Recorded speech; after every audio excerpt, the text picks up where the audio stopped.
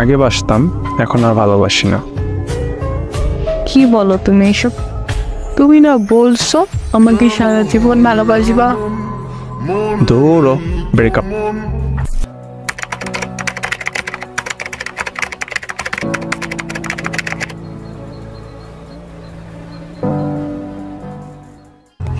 অনেক কিছুই হয়, তুমি একটা মেয়েকে লাইক কমেন্ট করবা, এটা আমার সহ্য হয় না।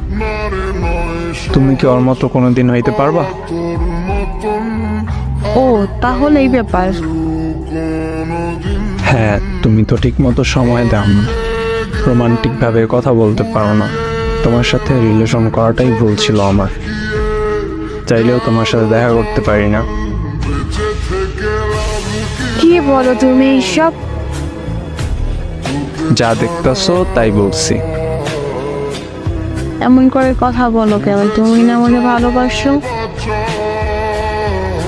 আগে বাসতাম, এখন আর ভালোবাসি না।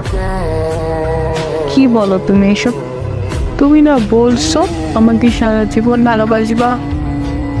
দৌড়ো, ব্রেকআপ।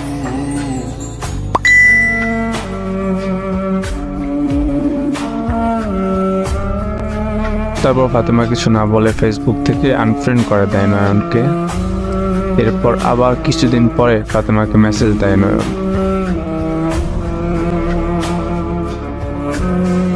আসসালামু আলাইকুম, আছো তুমি অনলাইনে? ওয়ালাইকুম আসসালাম, আছি। সরি, আমার ভুল হয়ে গেছে। তোমার সাথে এমন ব্যবহার করা ঠিক হয় নাই। প্লিজ মাফ করে দাও আমায়। কেন, তুমি তো আমাকে ভালোবাসো না? সরি বলতে আসছো কেন? আমার ভুল হয়ে গেছে, ক্ষমা করে দাও প্লিজ।